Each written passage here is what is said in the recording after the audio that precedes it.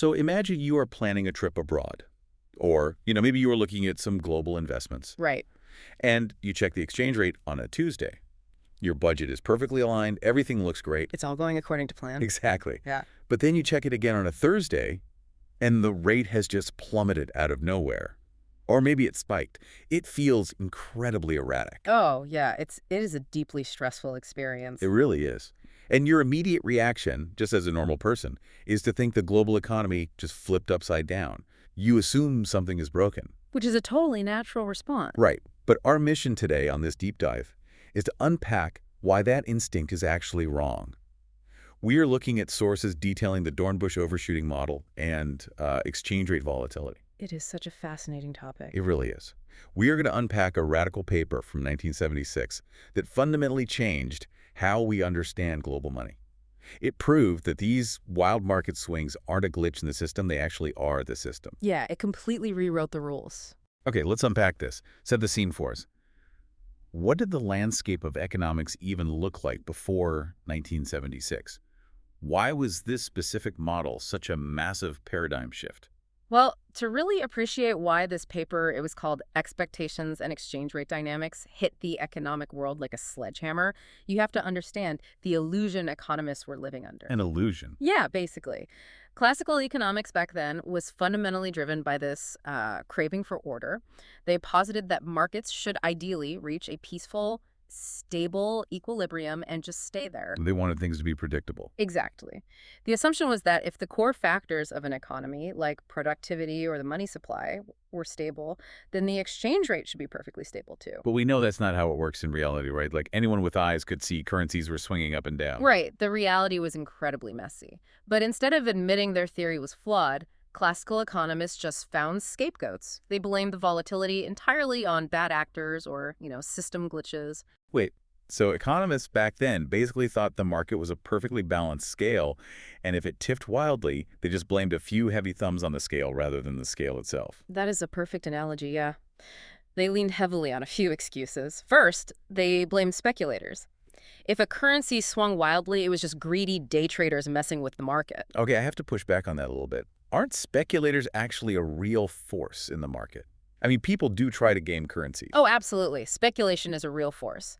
But the sheer scale of the volatility we were talking about, entire national currencies shifting massively in a matter of days, it just couldn't mathematically be explained by rogue traders alone. The math just didn't add up. It didn't. It was way too systemic. So when that excuse didn't cover it, they pointed to asymmetric information. The idea that swings happened because insiders had secret knowledge. Which, again, definitely happens. But it doesn't explain the macro behavior of the entire global system. Right. And when all else failed, they would vaguely cite adjustment obstacles. Adjustment obstacles. That sounds like a made-up corporate buzzword. It basically was. It was a catch-all term for any friction that prevented their perfect theoretical models from matching the messy reality of the trading floor. They just treated volatility as an unnatural intrusion. It really sounds like they were bending over backward to protect a comforting illusion. Which brings us to Rüdiger Dornbusch. Our sources highlight him as a renowned expert in monetary policy, macroeconomic development, and international trade. He was a giant in the field. So he is looking at this same landscape in the 1970s. Why does he reject this classical view? Well, Dornbusch looked at the data and basically said, look, these explanations are just band-aids. He made this profoundly disruptive argument that volatility was inherent and fundamental to the market. It wasn't just an accident. No, it was a market functioning exactly as designed. But to tell an entire generation of economists that the chaos they're trying to explain away is actually the core operating principle, you need a rock-solid mechanism to prove it. Right, you can't just drop that bomb without proof. Yeah. And our sources point to this concept at the heart of his model, which is about how fast different parts of the economy can react. Yes. The engine of his theory is a concept formally known as nominal rigidity. But Dornbusch used a much better, more descriptive term to make his case, which is price stickiness. Price stickiness, I love that term. So we are talking about the tendency of goods, like everyday physical prices, to change much more slowly than the actual supply and demand in the market. That is the core of the issue, yeah. In a theoretical frictionless world, if raw materials get 5% cheaper at 10 in the morning, the finished product at the store should drop by 5% at 10:01. But we live in the real world, and prices drag their feet. Our texts mention two main reasons for this. The first one is called menu costs. Right, which is literal. It is the literal physical cost of constantly updating prices. Sellers want to avoid it. Here's where it gets really interesting, I think, for anyone listening. Think of menu costs literally. Picture your favorite local diner. Oh, that's a great example. Right. Let's say a major central bank policy shift happens on a Tuesday, and the wholesale price of eggs starts fluctuating wildly. That local diner can't afford to reprint its physical menus every single afternoon. No, they'd go out of business just paying the printer. Exactly. It takes time, labor, laminated paper, so the stock market might update in milliseconds on your phone, but that diner menu is sticky. It stays the exact same for months. They just eat the temporary loss or enjoy the windfall. And it perfectly illustrates the disconnect. But the text also cites a second reason, which is the sheer difficulty of accurately tracking real-time production costs. Right, because if you're building a car, you aren't just buying eggs. You're buying steel from one country, microchips from another. You have labor contracts negotiated years in advance. It is impossible to calculate the exact real-time cost of all those variables second by second. Let alone changing the sticker price on the dealership lot every hour. Exactly. So the prices of physical goods move at an absolute snail's pace. So what does this all mean? How does a sticky diner menu cause a national currency to swing wildly out of control? This is where we see the rubber band effect in action. We have to look at the timeline of the Dornbusch Overshooting Model. Okay, let's break down the timeline. Let's say a sudden economic shock occurs. Like a central bank aggressively shifts its monetary policy. Right, so they increase the money supply. Now, the rules of economics say equilibrium has to be reached somewhere eventually. The system has to balance. But because of price stickiness, the goods market is basically asleep at the wheel. The diner menu isn't changing. The car price isn't changing. They are completely frozen in the short term. And this is Dornbusch's genius. Because the goods prices refuse to adjust, the financial markets, specifically the foreign exchange market, have to take on the entire burden of the adjustment. Wait, let me make sure I'm mapping this right. So the foreign exchange market actually has to overreact to the monetary policy change just to artificially create equilibrium in the short term. That is exactly it. It has to do all the heavy lifting because the physical economy won't do its part yet. So if a currency is supposed to drop, say, 5% long term because of this new policy, It doesn't just drop 5% today. Because capital is flying across borders instantly and the goods market isn't absorbing any of the shock, the currency blasts right past that 5% mark. It might plummet 15%. wow, it overshoots. It overshoots. The financial market stretches wildly out of proportion, acting like a giant shock absorber just to hold everything together. That makes so much sense. But it doesn't stay there, right? What happens gradually as the timeline moves forward? Well, gradually as time passes, the goods prices finally unstick. The diner prints the new menus. Exactly. The labor contracts are renegotiated, the physical economy wakes up and adjusts to the new reality. And as it does, the foreign exchange market realizes it doesn't have to carry the whole load anymore. So it starts to temper its initial reaction, pulls back. Right. It pulls back from that 15% plunge and settles at its long-term equilibrium, which was the mathematically sound 5% drop all along. What's fascinating here is that this model proves short-run equilibrium happens entirely in financial markets, and it takes the long run for goods to finally respond and balance things out. It is a brilliant, elegant explanation for a very chaotic reality. It really is. So if we connect this to the bigger picture, why is this theory from the 1970s still considered the bedrock of international finance today? Well, you have to look at the historical context of when Dornbusch published this paper in the Journal of Political Economy.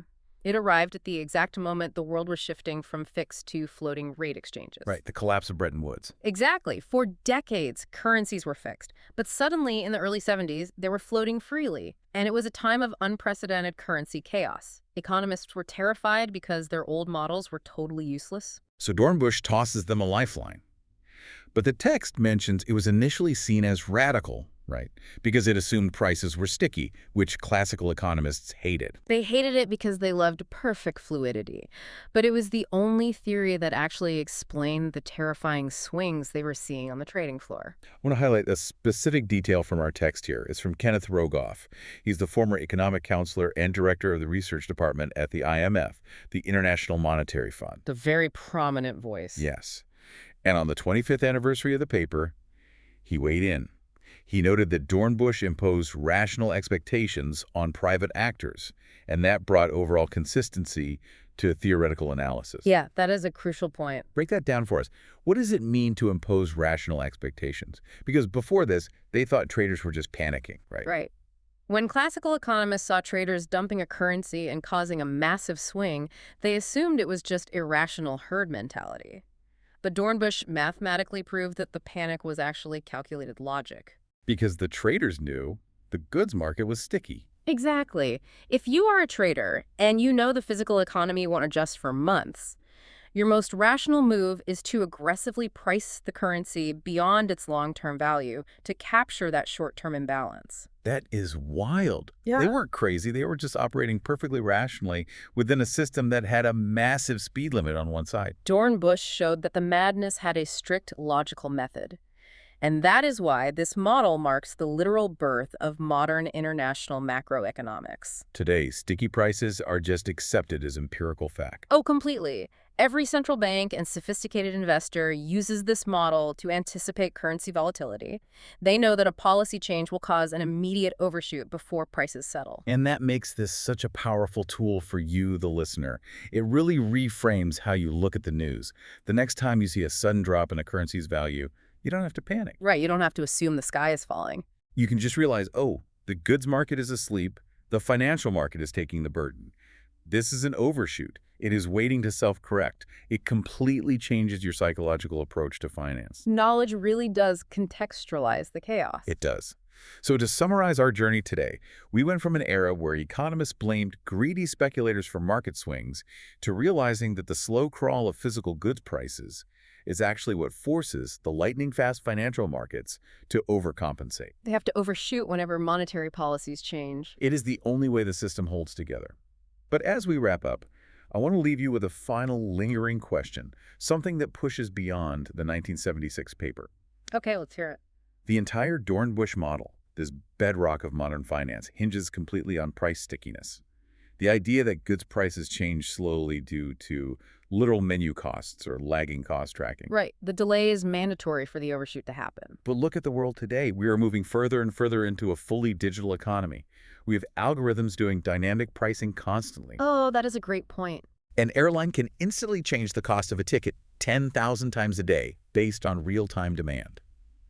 Online retailers update the prices of millions of goods in milliseconds. The menu cost is basically zero for them. Exactly. So here's the provocative thought for you to mull over. Will prices remain sticky enough for this overshooting to continue? Or are we heading toward a future where the goods market finally catches up to the speed of the financial market? If the goods market can react instantly, the whole rubber band effect might disappear. And if it does, where does that chaos go next? Does the system find a new place to hide the volatility? It is definitely something to keep an eye on as the digital and physical economies continue to merge. Absolutely. Well, thank you so much for joining us on this deep dive into the Dornbusch Overshooting Model. Keep questioning the forces shaping our world, and we will catch you next time.